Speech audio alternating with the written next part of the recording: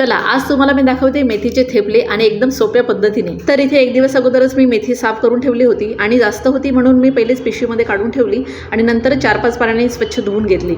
मग मस्त चिरून घेतली। तर आपल्याला एकदम बारीक करायची नाहीये, जर तुम्हाला करायची असेल तर करू शकता, पण मी इथे जास्त बारीक चिरलेली नाहीये।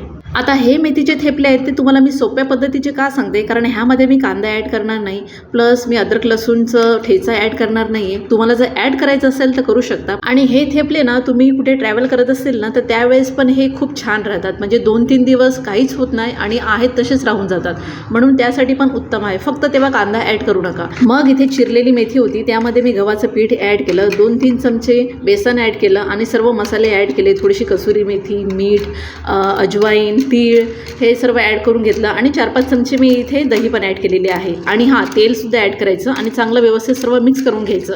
हे मिक्स केल्यानंतर ना थोडं पाणी टाकून मळून घ्यायचं, जास्त एकत्र पाणी टाकायचं नाही, कारण आपल्याला पूर्ण हे पीठ ना पातळ बनवायचं नाही आहे, थोडंसं जाडसरच ठेवलं ना तर छान व्यवस्थित बनतात थेपले। आणि हो, ह्या पिठाला ना मळल्यानंतर ना 5-6 मिनटं ठेवायची काही गरज नाही आहे, लगेच करायला घेतलं ना तरी चालतात आणि तेव्हाच खरं तर करायचं असतं। ह्या पिठाला ठेवून द्यायचं नाही 5-10 मिनटं, मग अतिशय नरम पडतं आणि मग थेपले बनायला थोडंसं प्रॉब्लेम होतो, म्हणजे की आपल्याला मग जास्त गव्हाचं पीठ लावायला लागतं आणि मग असे थेपले बनवावे लागतात। मग त्याकरता काय होते ना, मग जास्त तेल पण खेचतं, असं आपण वरून तेल लावतो तेव्हा, म्हणून पीठ मळून घेतलं ना की लगेच असं बनवायला सुरुवात करा। मग त्यानंतर ना मस्त असे अलटून पलटून शेकून घ्या आणि किनारे वगैरे पण चांगले व्यवस्थित शेकून घ्या।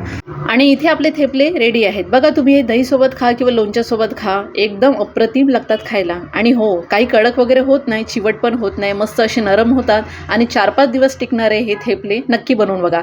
चला तर मग भेटूया पुढच्या ब्लॉगमध्ये, तोपर्यंत बाय।